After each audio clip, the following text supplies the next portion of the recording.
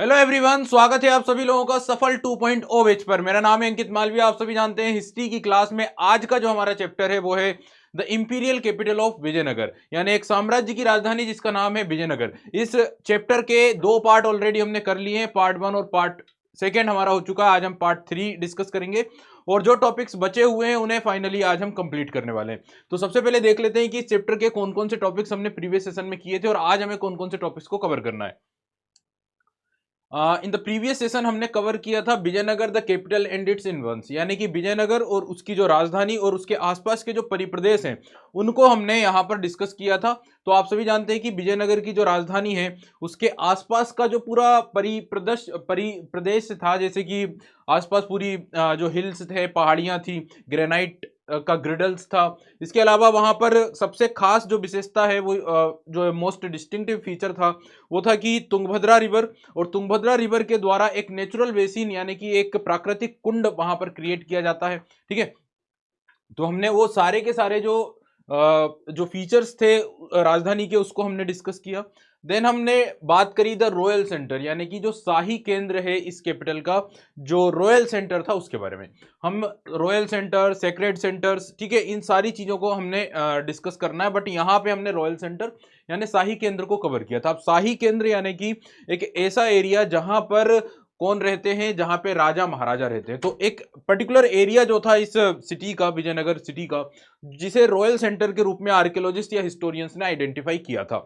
और वहां पर कुछ बिल्डिंग्स हमें वहां पे कुछ बिल्डिंग्स मिली और उन बिल्डिंग्स में से हमने देखा कि 30 बिल्डिंग्स जो थी वो एसोसिएटेड थी किससे, रॉयल्स या शाही टाइप के वो बिल्डिंग्स थे। बाकी 60 वहां पर जो बिल्डिंग्स थी वो रिलीजियस या टेम्पल्स टाइप के आर्किटेक्चर थे। तो हमने फिर उन चीजों को डिस्कस किया इस पर्टिकुलर टॉपिक के अंदर, जिसमें हमने कुछ जो नॉन रिलीजियस बिल्डिंग्स थे, लाइक द किंग्स पैलेस यानी राजा का महल, और फिर वो जो किंग पैलेस यानी राजा का महल नाम से जो संरचना है उसके अंदर कुछ प्लेटफॉर्म्स, जैसे कि महानवमी डिब्बा की हमने बात करी। फिर महानवमी डिब्बा जो कि सबसे हाईटेड प्लेटफॉर्म माना जाता है विजयनगर का, वो किस काम में यूज किया जाता था, उसका मेन ऑब्जेक्टिव क्या था, किस प्रकार से वो कंस्ट्रक्ट किया गया था। इसके अलावा यहाँ पर जो अदर बिल्डिंग्स है उसमें रॉयल जो लोटस टेम्पल है या जो लोटस महल है, इट मींस कमल महल, उसके बारे में हमने डिस्कस किया और वो उसका क्या ऑब्जेक्टिव था, किसके द्वारा उसका मैप बनाया गया था, ये सारी चीजों को। इसके अलावा अदर्स बिल्डिंग में कुछ टेम्पल्स की भी हमने बात करी, लाइक हजाराराम टेम्पल। तो हजाराराम टेम्पल भी रॉयल सेंटर के अंदर ही मौजूद एक मंदिर थे। तो ये सारी चीजों को हमने ऑलरेडी कवर कर लिया था। Now come on to the today's topics. तो अब हम आज के टॉपिक्स के ऊपर चलते हैं और आज जो बेटा हमें डिस्कस करना है वो है सेक्रेड सेंटर, यानी कि जो धार्मिक केंद्र है। ठीक है, क्योंकि एक तो हो गया रॉयल सेंटर, एक हो गया आपका धार्मिक केंद्र यानी सेक्रेड सेंटर। इसके अलावा अर्बन जो पार्ट है वो हमने ऑलरेडी जो कैपिटल वाला और अनवंस वाला जो एरिया था, परिप्रदेश वाला जो क्षेत्र था, उसमें हमने अर्बन सेंटर के बारे में बात कर ली थी। अब हमारा जो मुद्दा होगा वो क्या होगा, सेक्रेड सेंटर यानी जो धार्मिक केंद्र है, यानी शहर के ही एक हिस्से को सेक्रेड सेंटर के रूप में, धार्मिक केंद्र के रूप में आइडेंटिफाई किया गया। इट मींस कि वहां पे टेम्पल्स या मंदिर्स वगैरह हैं। नाउ अनदर टॉपिक जो हम कवर करेंगे वो है प्लॉटिंग पैलेस, टेम्पल्स एंड बाजार, यानी विजयनगर साम्राज्य के जो महल थे, जो मंदिर थे और जो बाजार थे, उन्हें क्या किया गया, प्लॉटिंग की गई, यानी उनका अंकन कैसे किया गया। तो इस पर्टिकुलर टॉपिक के अंदर किस तरह से प्लॉटिंग की गई है आर्कियोलॉजिस्ट हिस्टोरियंस के द्वारा, या उन सभी चीजों को किस तरह से रिकंस्ट्रक्ट किया गया, पुनर्निर्मित किया गया, उनका प्रलेखन किया गया, इट मींस उनको डॉक्यूमेंटेड किया गया है, ये सारी चीजों को इस टॉपिक के अंदर हम डिस्कस करेंगे। ठीक है, and then questions in the search of answer, यानी कि प्रश्न की खोज में उत्तर। ठीक है, तो सबसे लास्ट टॉपिक हमारा ये होगा। चलिए तो स्टार्ट करते हैं। सबसे पहले आता है टॉपिक नंबर 5, जिसमें हमें क्या चर्चा करनी है, द सेक्रेड सेंटर यानी धार्मिक केंद्र। तो अब आप सबसे पहले सेक्रेड सेंटर की बात करेंगे, धार्मिक केंद्र की बात करेंगे। यहाँ पे आपको एक इमेज दिखाई दे रही है, एक मंदिर, एक चित्र दिखाई दे रहा है जिसमें विरूपाक्ष, भगवान विरूपाक्ष का टेम्पल आपको यहाँ पे शो हो रहा है। ठीक है, Virupaksha and the Pampa Devi temple. तो पंपा देवी जो लोकल मदर गॉडेस के रूप में जानी जाती हैं, उनका विवाह हुआ था किसके साथ, भगवान विरूपाक्ष जो भगवान शिव के ही एक रूप है। तो अब हम यहाँ पर जब सेक्रेड सेंटर की बात करते हैं ना बेटा, तो जब सेक्रेड सेंटर की बात करते हैं तो हम यहाँ पर सबसे पहले कैपिटल जो राजधानी है जिसका नाम क्या है, विजयनगर, उस विजयनगर राजधानी को जो चुना गया था इस लोकेशन के लिए, उसके कुछ बेस को समझने की कोशिश करेंगे। सबसे पहला जो सब टॉपिक आएगा यहाँ पे सेक्रेड सेंटर में, वो ये है कि जो कैपिटल हमने चूज करी है, जो राजधानी हमने बनाई है विजयनगर, ठीक है, इस साम्राज्य के अंदर, उसको ही क्यों चूज किया गया, उसके पीछे का एक इतिहास है, उसके पीछे का एक हिस्ट्री है, जिसकी वजह से उस जगह पर इस साम्राज्य के शासकों ने क्या किया, कैपिटल के रूप में उसे चूज किया। तो सबसे पहले हम अगर सब टॉपिक के ऊपर आए यहाँ पे, तो वो आता है आपका चूजिंग कैपिटल, यानी राजधानी को चूज करना, राजधानी का चयन करना। अब राजधानी का जो चयन किया गया जिस जगह पर, ठीक है, चूजिंग कैपिटल में हम क्या बात करेंगे, यानी राजधानी का जो चयन हुआ है उसमें हम ये इन चीजों को कवर करने वाले हैं कि जिस जगह पर कैपिटल को का चयन किया गया साम्राज्य के लोगों के द्वारा, एक्चुअल में उसके पीछे कई सारे कारण थे। और जो कारण थे उसमें सबसे पहला कारण था कि यहां पर एक टेम्पल, एक मंदिर होना, जिसको हमने ऑलरेडी देखा, जो कि है भगवान विरूपाक्ष का। और वहां पर जो पंपा देवी लोकल मदर गॉडेस है, उनका वहां पर क्या है, टेम्पल है। और जो स्थानीय मान्यताएं हैं, लोकल ट्रेडिशंस जो हैं, वो ये बताती हैं, या जो परंपराएं, कल्चरल ट्रेडिशन जो हैं, वो ये कहती हैं कि जो मदर गॉडेस है पंपा देवी, उन्होंने इस एरिया में, इस क्षेत्र में एक तप किया था, एक लंबा उन्होंने तप किया, और एट द एंड उनका विवाह हुआ भगवान विरूपाक्ष के साथ। और इस इवेंट को आज भी उस टेम्पल में बड़े ही धूमधाम से, उस मंदिर में बड़े ही धूमधाम से मनाया जाता है, सेलिब्रेट किया जाता है। तो एक तो ये चीज हो गई, ठीक है। इसके अलावा एक दूसरी कहानी भी, एक दूसरा भी फैक्ट है जो इस जगह से एसोसिएटेड है, वो ये है कि यहां पर जो फैली हुई पहाड़ियां हैं, ठीक है, जो हिल्स हैं जो आसपास के एरिया में फैली हुई हैं, उनके बारे में ये माना जाता है कि ये जो हिल्स हैं, ये बाली और सुग्रीव, ठीक है, बाली एंड सुग्रीव, जो बानर राज थे, यानी कि जिनका उल्लेख रामायण में हमें मिलता है। रामायण में आप लोग जानते हैं बाली और सुग्रीव नाम के जो बानर राजा थे, जो मंकी किंगडम थी, उस मंकी किंगडम को इन हिल्स में प्रोटेक्शन मिलती थी। यानी यहां पर वो मंकी किंगडम से, यानी वो बानर राज हुआ करते थे, जिनके बारे में उल्लेख रामायण में किया गया बाली और सुग्रीव नाम से। एक तो ये, दूसरा यहां पर आप लोगों को जैसे मैंने बताया कि भगवान विरूपाक्ष एंड पंपा देवी, जो मदर गॉडेस है पंपा देवी, उनके जो ट्रेडिशन है, उनकी जो कल्चर या फिर उनकी जो मान्यता है, वो इस एरिया से एसोसिएटेड है, ठीक है। इसके अलावा आप लोग ये भी देखें कि यहां पर विजयनगर साम्राज्य से पहले, ठीक है, बिफोर या लेटर विजयनगर, विजयनगर साम्राज्य के पहले के कई सारे जैन टेम्पल्स भी थे, ठीक है, कई सारे जैन टेम्पल्स भी यहां से मिले हैं। यानी ओवरऑल आप ये समझें कि इस जगह को अगर कैपिटल के रूप में आइडेंटिफाई किया गया है, तो उसके पीछे का बहुत बड़ा जो कारण है वो है रिलीजियस बैकग्राउंड का होना। यानी धार्मिक जो बेस है, जो आधार है, वो इस जगह से बहुत पहले से क्या है, एसोसिएटेड रहा है, ठीक है। तो अब यहां पे अपन देख लेते हैं कि क्या क्या चीजें हैं कि हमने इस जगह को कैपिटल के रूप में क्यों, उन शासकों ने इस जगह को ही क्यों चुना। अकॉर्डिंग टू लोकल ट्रेडिशंस, स्थानीय मान्यताओं या परंपराओं के अनुसार, कि ये जो पूरा रॉकी नॉर्दर्न एंड है सिटी का, bank to the Tungabhadra river, यहाँ की जिसे हमने कैपिटल के रूप में चुना है, यानी इस तुंगभद्रा नदी के नॉर्दर्न एरिया में जो रॉकी एरिया है उसको, ठीक है। तो अब स्थानीय परंपरा क्या कहती है, ये जो हिल्स हैं ये क्या करती हैं, मंकी किंगडम जो थी बाली और सुग्रीव की, जिनके बारे में रामायण में उल्लेख किया गया है, उनको प्रोटेक्शन देती है, ठीक है। Other religious, other tradition suggest that Pampa Devi and जो लोकल मदर गॉडेस है, उन्होंने यहाँ पे तप किया था और उनका विवाह हुआ था भगवान विरूपाक्ष, जो भगवान शिव के ही रूप है, ठीक है, the guardian deity of this kingdom. और जो कि भगवान विरूपाक्ष इस साम्राज्य के, विजयनगर साम्राज्य के गार्जियन डाइटी कहलाते हैं, यानी कि एक प्रकार से संरक्षक देवता कहलाते हैं। इस वंश के जो शासक हैं वो भगवान विरूपाक्ष के ही आदेश पर या उन्हीं की ओर से रूल करते हैं, इस प्रकार के भी मान्यता है, या इस प्रकार के हमें एविडेंसेस मिलते हैं। इवन इस वंश के शासकों के द्वारा इस प्रकार से टाइटल्स लिया जाता है, या इस प्रकार के जो उन्होंने जो उनके सील या मोहर होते थे उस पर भी विरूपाक्ष या भगवान विरूपाक्ष छपा होता था। तो ओवरऑल ये बात आप लोग समझ सकते हैं कि भगवान Virupaksha was the guardian deity of this kingdom, ठीक है, और उन्हीं की ओर से इस डायनेस्टी के जो रूलर्स हैं वो रूल करते हैं। आगे इसके अलावा जैसे मैंने बताया कि कुछ जैन टेम्पल्स भी हैं जो कि प्री विजयनगर पीरियड से वहां पर एसोसिएटेड है, ठीक है। तो ये कुछ ऐसी चीजें थी या धार्मिक एक मान्यताएं थी इस लोकेशन से, इस जगह से एसोसिएटेड, जिसकी वजह से क्या किया गया है, इसी जगह पर कैपिटल को चूज किया गया, यानी इसी जगह पर राजधानी बनाई गई। आगे बढ़ते हैं, now move on to the another point. The region had a long history of temple buildings. अब अपन यहां पर बात करेंगे इस रीजन की एक लॉन्ग हिस्ट्री रही है।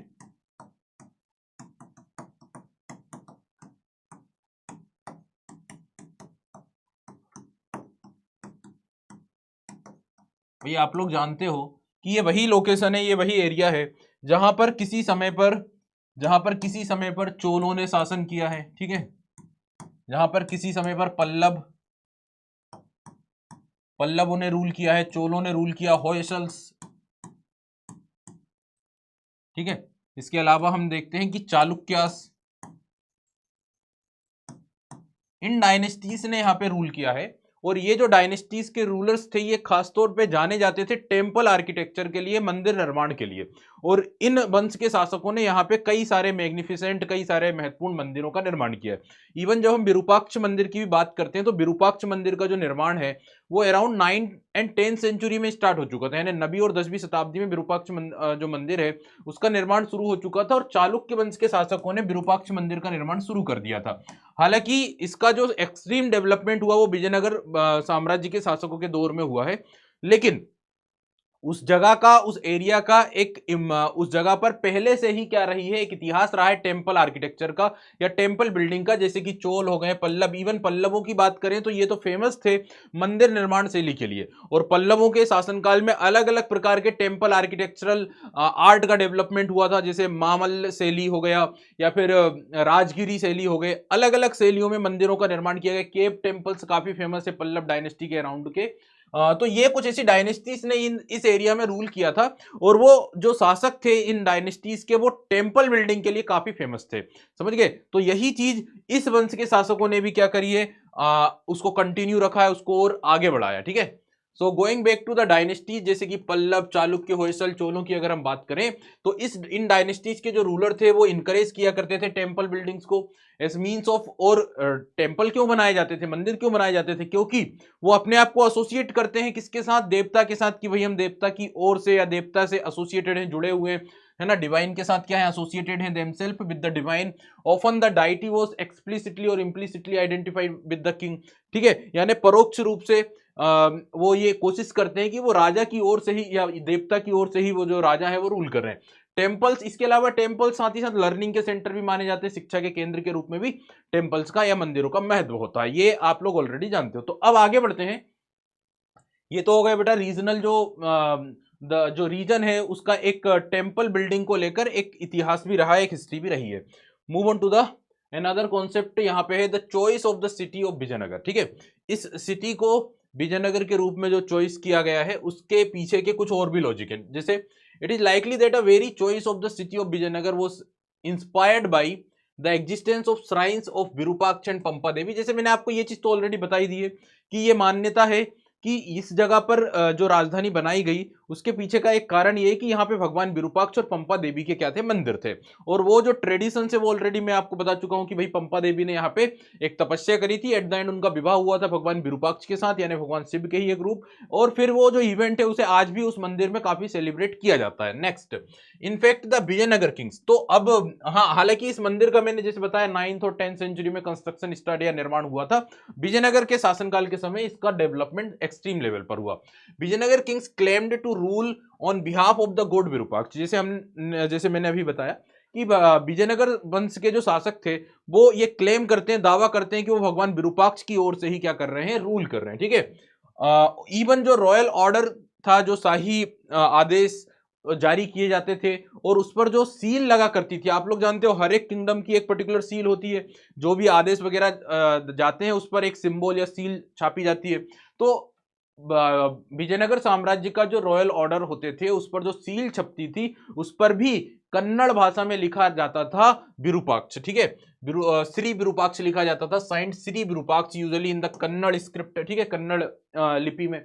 इसके अलावा इस वंश के शासकों के द्वारा जो टाइटल लिया गया है वो है हिंदू सुल्ताना, यानी ये जो तुर्की या इस्लामिक जो रूलर्स थे जो सुल्तान टाइटल लिया करते थे उसी तरह इन्होंने क्या टाइटल लिया, हिंदू सुल्ताना, ठीक है। तो ये कुछ चीजें हैं जिसकी वजह से यहाँ पे जैसे हम देख रहे हैं कि चॉइस जो है वो विजयनगर कैपिटल के रूप में इस जगह को चुना गया। Now move on to the another concept, Vijayanagar king draw earlier tradition, जैसे मैं आपको ऑलरेडी बोल ही चुका हूं भाई, विजयनगर के शासकों ने उस परंपरा को, जो टेम्पल आर्किटेक्चर का जैसे मैंने इतिहास बताया है, जो ट्रेडिशंस रहा है मंदिरों के निर्माण का, उस परंपरा को ना सिर्फ उसको आगे बढ़ाया, उसमें कुछ नए इनोवेशंस भी लाए और उसको एक्सट्रीम लेवल पर लेकर गए, यानी कुछ नई नई चीजों का एडिशन किया इन्होंने टेम्पल आर्किटेक्चर में। तो ये बात आपको थोड़ा सा ध्यान रखना है कि इन्होंने उस पुरानी परंपरा को क्या किया है, और ज्यादा एक्सट्रीम लेवल पर लेकर गए हैं। ठीक है, टेम्पल आर्किटेक्चर का एक्सट्रीम लेवल ऑफ डेवलपमेंट किया गया है।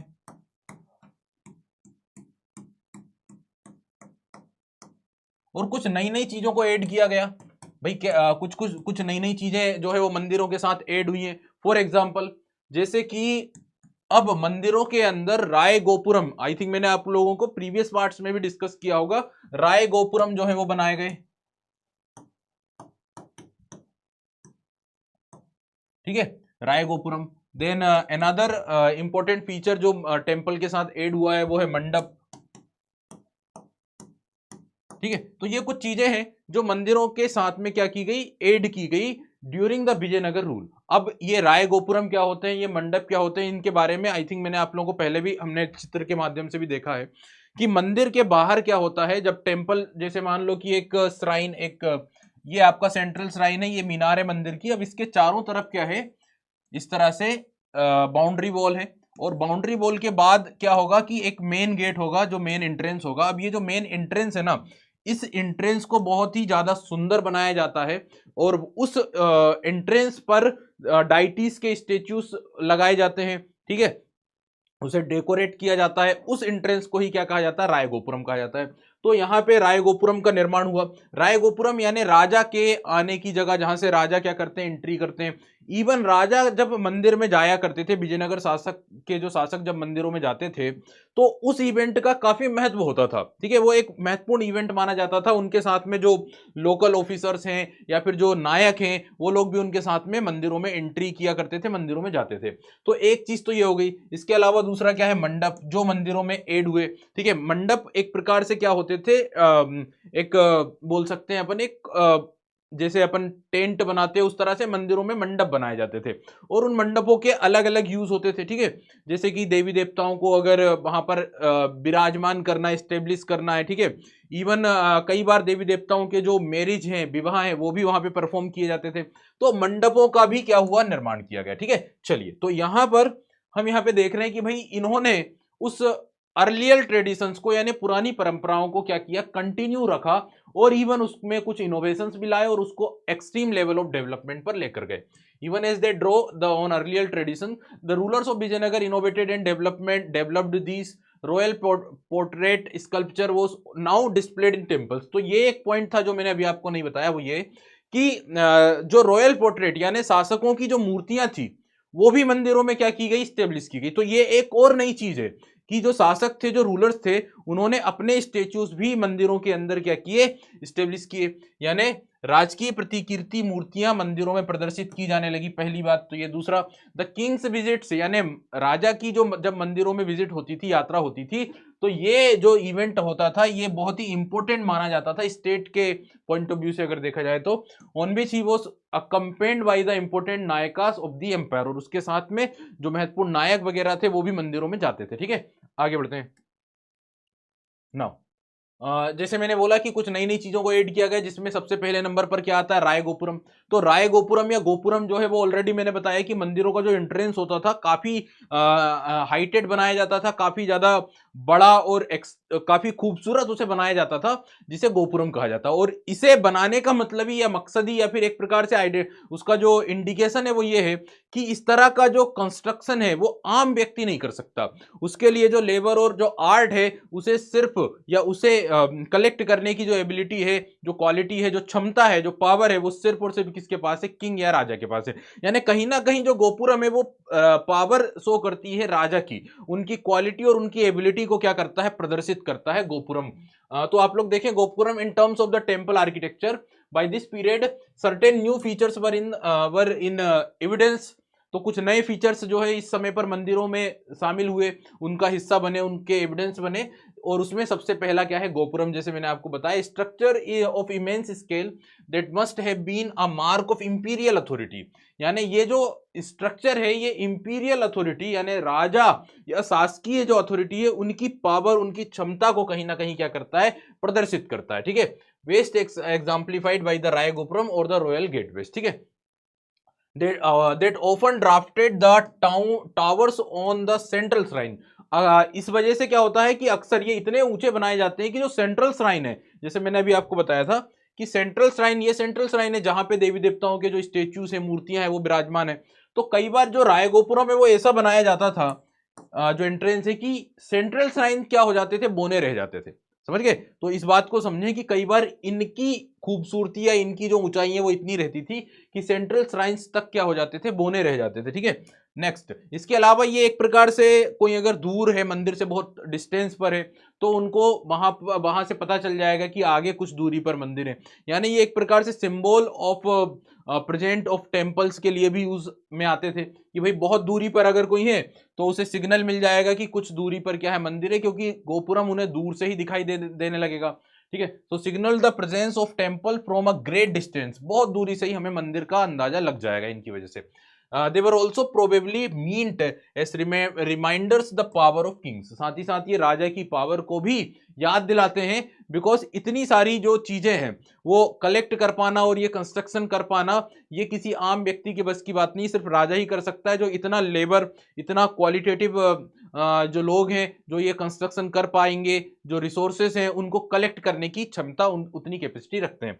Now move on to the another concept that is mandapa. जैसे मैंने बताया दो चीजें, एक गोपुरम, दूसरा मंडप। अब मंडप क्या होते हैं भाई? मंडप एक प्रकार से एक और डिस्टिंक्टिव फीचर है, एक और खास फीचर है, विशेषता है मंदिरों की, जो इस समय पर क्या हुए, मंदिरों में शामिल हुए, कॉल्ड मंडप या पवेलियन। इन्हें क्या बोल सकते हैं हम? पवेलियन बोल सकते हैं।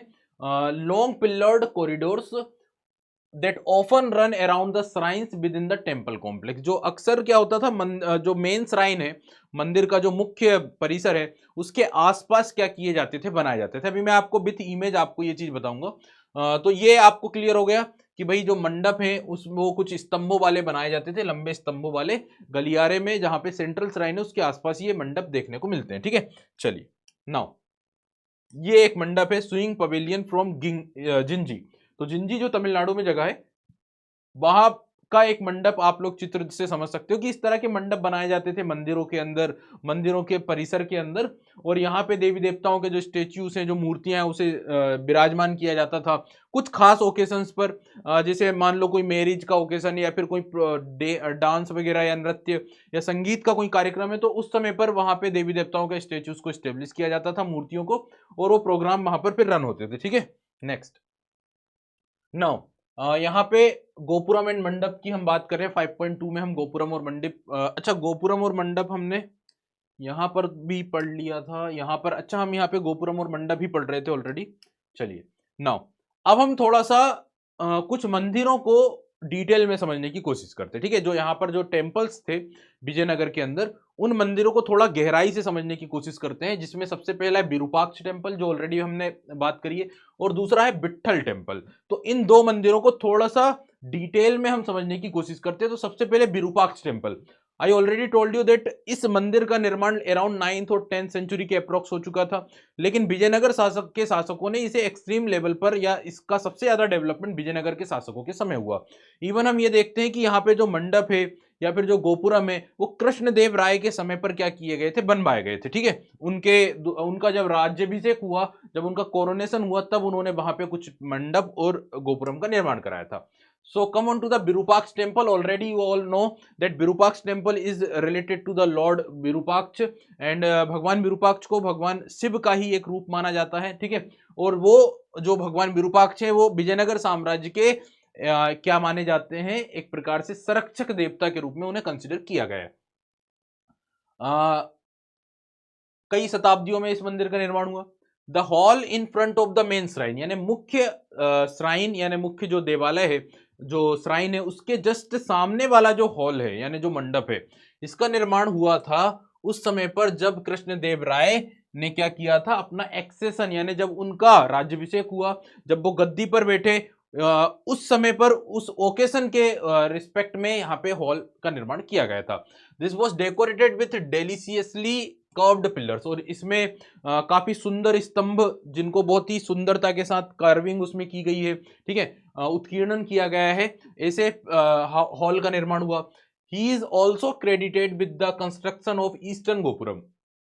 साथ ही साथ यहाँ पे जो पूर्वी गोपुरम है वो भी इन्हीं के ही शासनकाल में, इन्हीं के ही द्वारा उसका भी कंस्ट्रक्शन हुआ है।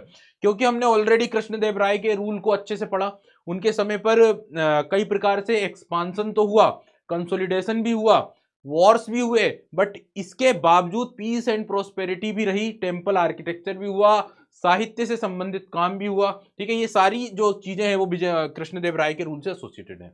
Now the use of the halls in the temple, अब मंदिरों के अंदर जो मंडप या हॉल बनाए गए थे इनका यूज क्या था, मैंने आपको ऑलरेडी बताया है कि इन मंडपों में कुछ खास ओकेशंस पर देवी देवताओं के स्टेच्यूज स्टेब्लिश किए जाते थे, और यहाँ पे जो स्टेच्यूज यूज किए जाते थे ना वो डिफरेंट होते थे, वो सेंट्रल श्राइन वाले स्टेच्यूज नहीं होते थे, यानी कुछ दूसरी मूर्तियों को, कुछ अदर स्टेच्यूज को, दूसरी प्रतिमाओं को यहाँ पे स्थापित किया जाता था कुछ खास ओकेशंस पर, जैसे डाइटीज के मैरिज परफॉर्म करना हो, या फिर वहां पे कोई म्यूजिक डांस या फिर इस तरह के कोई प्रोग्राम हो, उन ओकेशंस पर यहाँ पे देवी देवताओं की मूर्तियों को, स्टेच्यूज को स्टेब्लिश किया जाता था। तो वेराइटी ऑफ पर्पस जो है वो इन मंडपों के हॉल्स के थे मंदिरों के अंदर, जैसे कि some were spaces with which image of god और गॉड्स वर प्लेस्ड, यानी वहां पे देवी देवताओं के स्टेच्यूज प्लेस किए जाते थे, रखे जाते थे, विराजमान किया जाता था, to witness special programmes of music dance drama etcetera, अगर कोई स्पेशल प्रोग्राम वहां पर है, ठीक है। इसके अलावा अगर celebrate the marriage of deities, deities देवी देवताओं के मैरिज, जैसे हम ऑलरेडी जानते हैं कि भगवान विरूपाक्ष और पंपा देवी का जो विवाह है वहां पर उस मंदिर में काफी धूमधाम से मनाया जाता, तो उस खास ओकेशन पर यहाँ पे देवी देवताओं के स्टेच्यूज प्लेस किए जाते थे। And yet other were meant for the deities to swing in, इसके अलावा भाई वहां पे उन्हें स्टेब्लिश किया जाता था कि देवी देवताएं वहां पर क्या करेंगे, झूला झूलने के लिए, ठीक है, स्विंग करने के लिए भी वहां पे देवी देवताओं के स्टेच्यूज को रखा जाता था।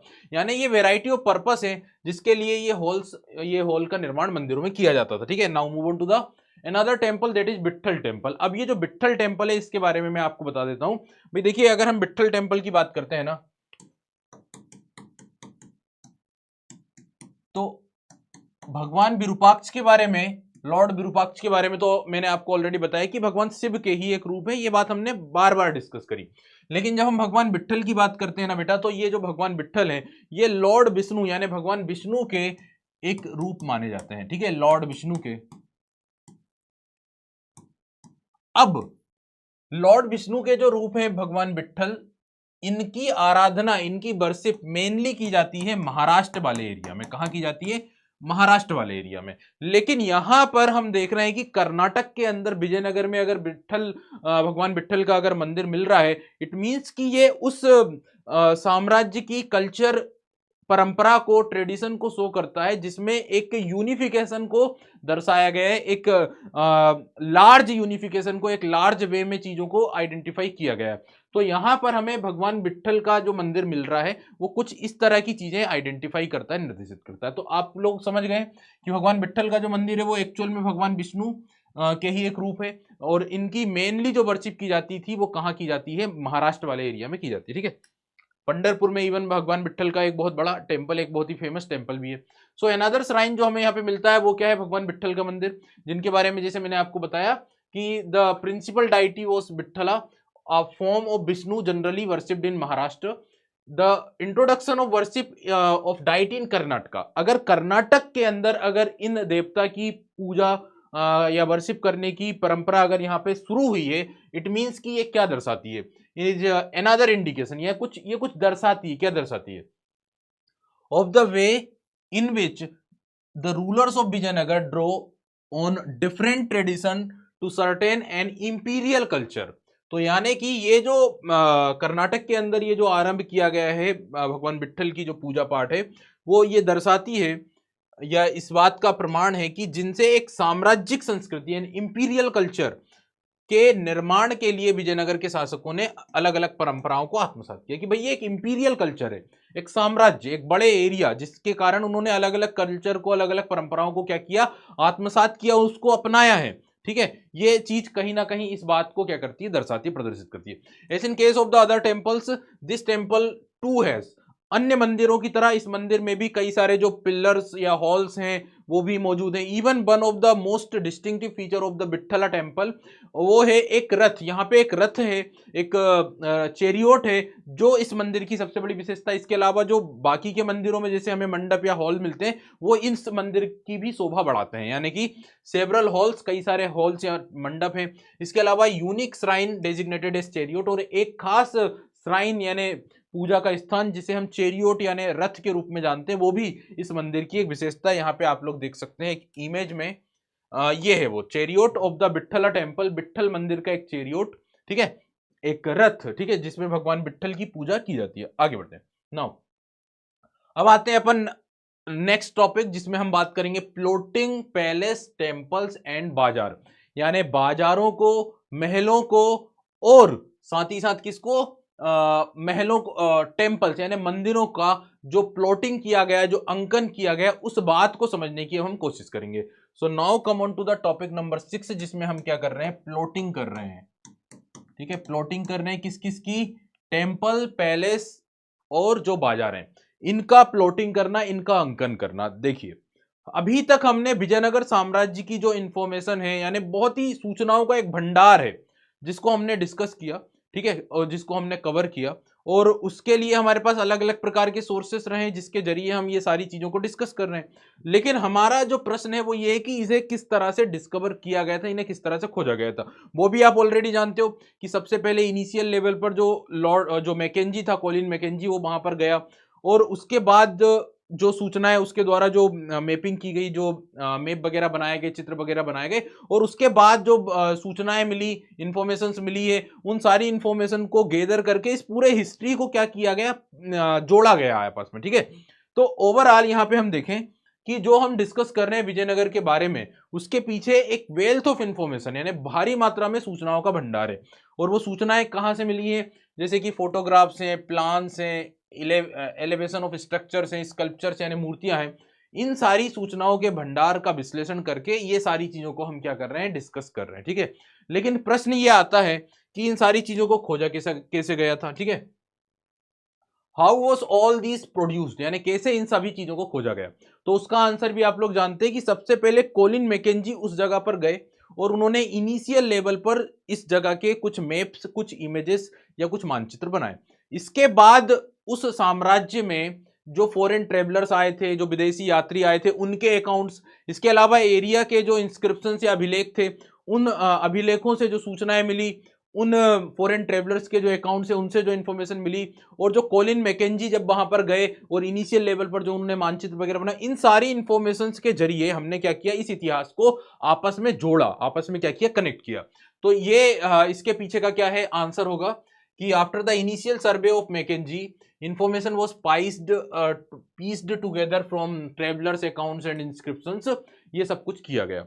आगे चलते हैं तो 20th सेंचुरी, 20वीं शताब्दी में इस जगह को, इस साइट को प्रोटेक्ट का संरक्षण करना शुरू किया गया आर्कियोलॉजिकल सर्वे ऑफ इंडिया यानी ASI के अंडर में। इसके अलावा कर्नाटक डिपार्टमेंट का म्यूजियम और आर्कियोलॉजी जो ऑर्गेनाइजेशन है, जो डिपार्टमेंट है, उसके अंडर में इस जगह को, इस पूरी एरिया को क्या किया गया, प्रोटेक्ट किया गया, संरक्षण में लाया गया।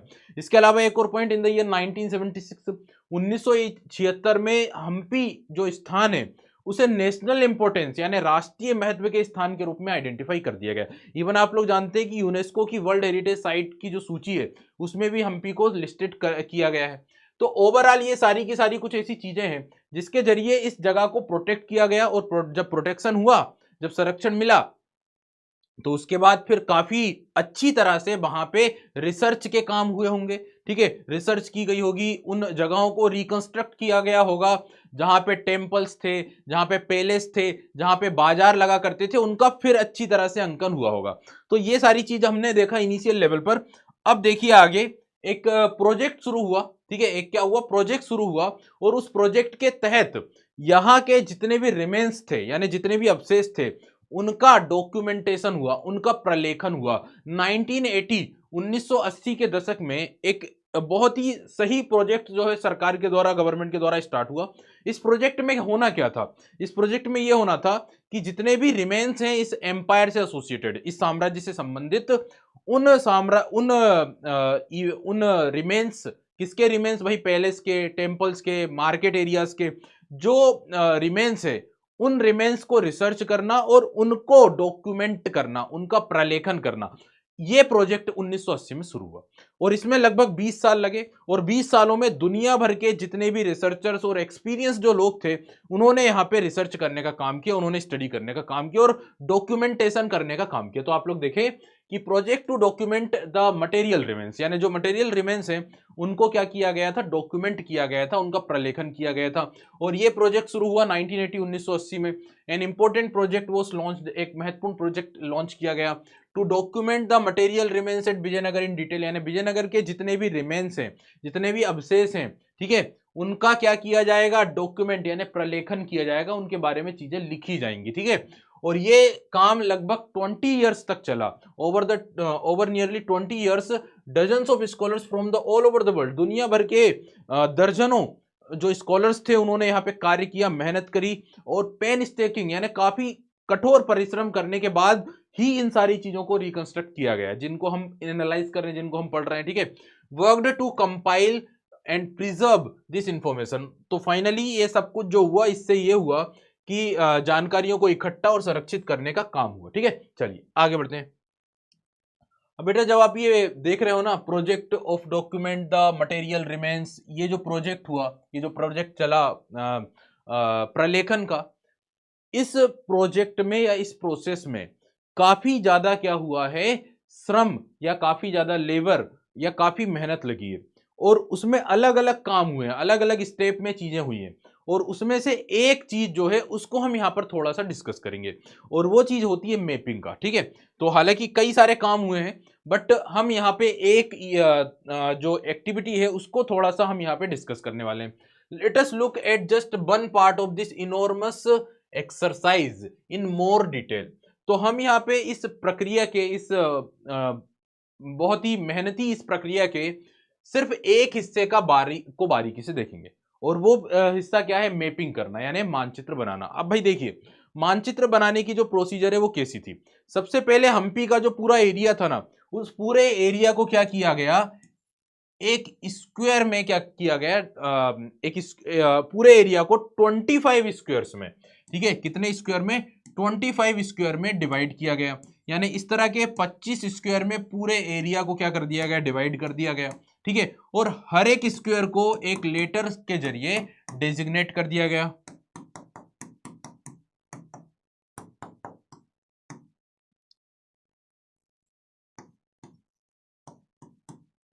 अब ये टोटल 25 होंगे, ठीक है, मैंने अभी आपको एक्सप्लेन करने के लिए किया।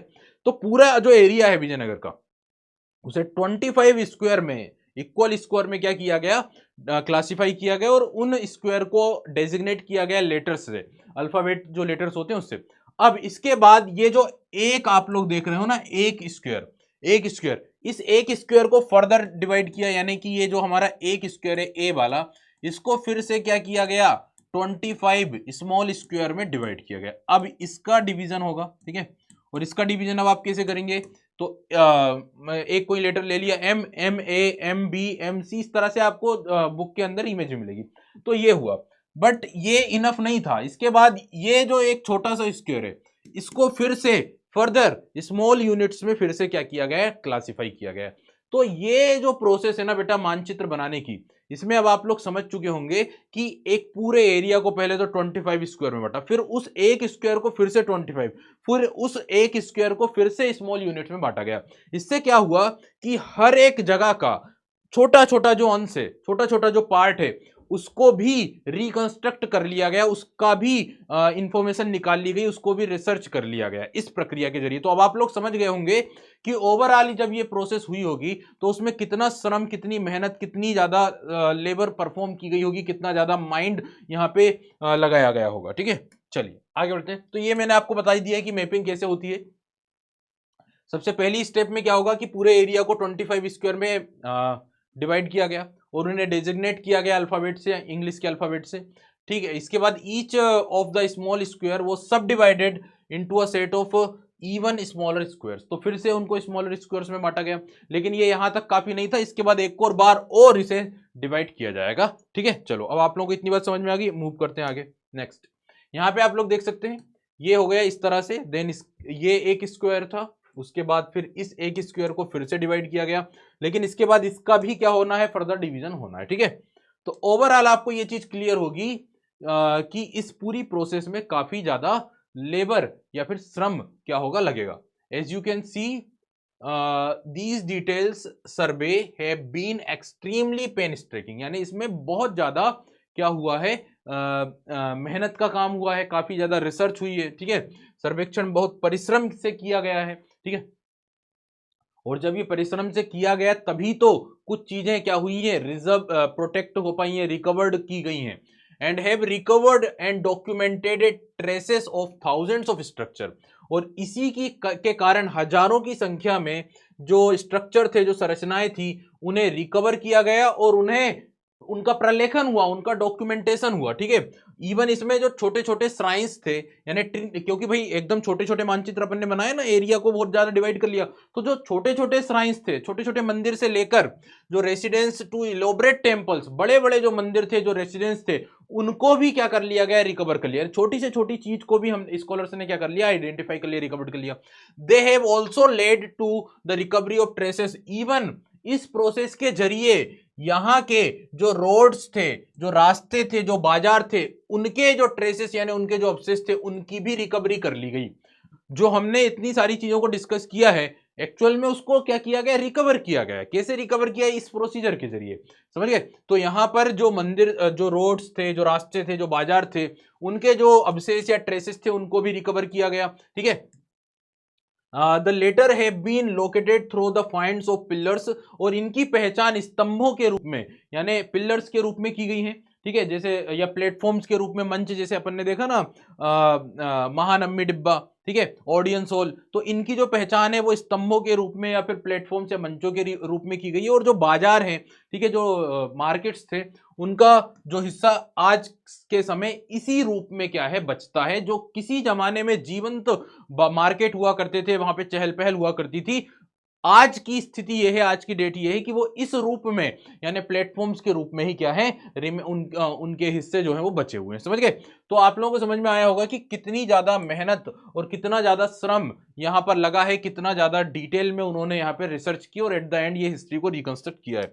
नाउ अब यहां पर काम करने वाले जो रिसर्चर्स थे, जिन्होंने दशकों यहां पर काम किया, डिकेड्स उन्होंने लगा दिए रिसर्च करने में, उनके द्वारा कही गई कुछ बातों को हमें यहाँ पे याद रख करना है। कुछ बातें जो उनके द्वारा कही गई, यानी वो जब वो बताते हैं कि जब वो रिसर्च कर रहे थे विजयनगर साम्राज्य में, तो उन्हें क्या करना पड़ता था कि कुछ चीजों को इमेजिन करना पड़ता, जैसे कि विजयनगर के जो मंदिर हैं, जो महल हैं, अब उन महलों में जो पत्थर से बनी हुई संरचना है वो तो बची हुई है, लेकिन जो लकड़ी से बनाया हुआ, ठीक है, वुडन से बनाया हुआ जो स्ट्रक्चर था, वो तो क्या हो चुका है, डिके हो चुका है, फिर बर्बाद हो चुका है, खत्म, नष्ट हो चुका है।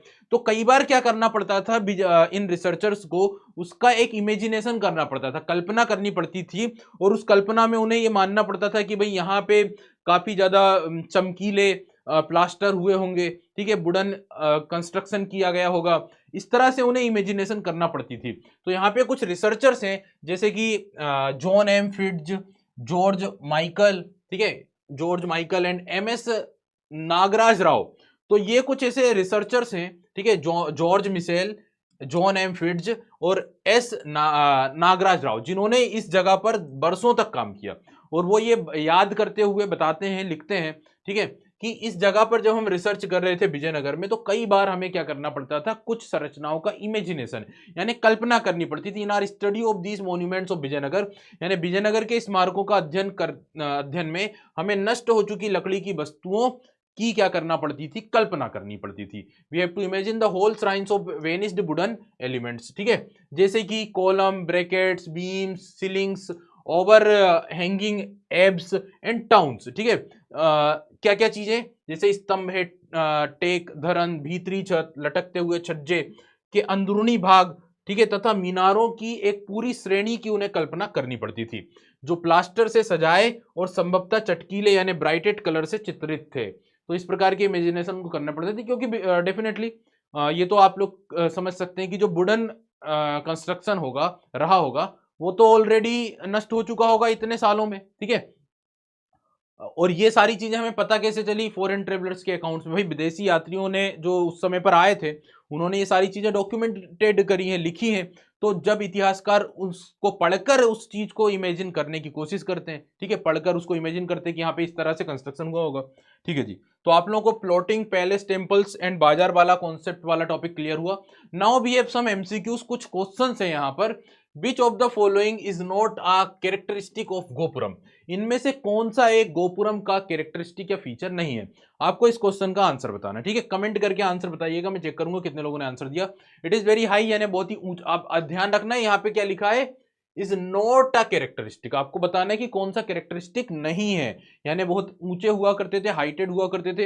Used to indicate the temples from long distance, ठीक है, लंबी दूरी से ही मंदिर को इंडिकेट करते थे। The gopuram gives an idea to the power of the rulers who built it, ये राजा की पावर को आइडेंटिफाई करते थे, याद दिलाते थे। The gopuram is a part of small temple, gopuram जो है वो छोटे मंदिरों का हिस्सा होते हैं, स्मॉल टेम्पल्स का पार्ट होते हैं। तो कौन सा एक फीचर नहीं है ये आपको बताना है। Move on to the another question. According to local traditions यानी स्थानीय परंपराओं के अनुसार द विजयनगर हिल्स, यानी विजयनगर की जो पहाड़ियां हैं, sheltered the monkey kingdoms of, एक मंकी किंगडम्स, एक बानर साम्राज्य को क्या करती थी, प्रोटेक्शन देती थी, सुरक्षित करती थी। मेंशन्ड इन द रामायण, जिनका उल्लेख रामायण में मिलता है। हनुमान, जामवंत, नल और नील, बाली और सुग्रीव। तो कौन से बानर राज का किंगडम था, ठीक है, बानर राजा का किंगडम था, मंकी किंगडम थी, जिसको प्रोटेक्शन मिलता था इस हिल एरियाज में जो विजयनगर के आसपास की हिल्स हैं, जिसका उल्लेख रामायण में किया गया है। तो अब आपको इसका आंसर बताना है, और I think it's a very easy question, और हमने इसको डिस्कस भी किया है, तो आपको यहाँ पे आंसर कमेंट करके बताना है। Now come on to the 2 minute summary. तो बेटा हमने इस चैप्टर, इस सेशन में किन किन चीजों को कवर किया? हमने 2 टॉपिक पढ़े। पहला है Vijayanagar the capital and its, sorry ये नहीं, हमने यहाँ पे क्या पढ़ा, जो सेक्रेट सेंटर है, जो धार्मिक केंद्र है, उसको हमने कवर किया। और फाइनली प्लॉटिंग ऑफ बाजार, पैलेस एंड टेम्पल्स को हमने कवर किया। जब हमने सेक्रेट सेंटर की बात करी तो इसमें हमने डिस्कस किया कि जो कैपिटल को चूज किया गया है, ठीक है, जो कैपिटल को चूज किया गया है उसके विजयनगर वाले एरिया, विजयनगर को, उसके पीछे का कुछ बैकग्राउंड था, ठीक है। तो उस बैकग्राउंड को हमने समझा कि ट्रेडिशंस या परंपराएं वहां पर क्या कैसी चल रही थी। इवन उस एरिया में टेम्पल बिल्डिंग का पहले से एक इतिहास रहा था, फिर विजयनगर के शासकों ने उसे कंटिन्यू रखा। फिर हमने जो नए नए एडिशंस हुए टेम्पल्स में विजयनगर रूल के समय, जिन्हें मंडप और राय गोपुरम कहा जाता, उनको हमने कवर किया। फिर कुछ मंदिरों को हमने डिटेल में चर्चा करी, जैसे कि विरूपाक्ष मंदिर है या फिर विट्ठल टेम्पल है, उसको हमने कवर किया। देन फिर हमने बात करी प्लॉटिंग, टेम्पल, पैलेस एंड जो बाजार हैं, तो उनको कैसे अंकन किया गया और उसकी जो प्रोसीजर रही है और जो रिसर्च हुआ है, जो प्रोजेक्ट है, उन सारे इवेंट्स को हमने यहाँ पे देखा। और एट द एंड हमने कुछ एमसीक्यूज पढ़े। तो इसी के साथ ये वाला जो चैप्टर है फाइनली कंप्लीट होता है। अब हम अगले सेशन में एक नए चैप्टर के साथ आपके साथ स्टार्ट करेंगे, एक नई क्लास को, एक नए सेशन में, ठीक है। तब तक के लिए बने रहिए सीयूटी वाला पर। Thank you so much.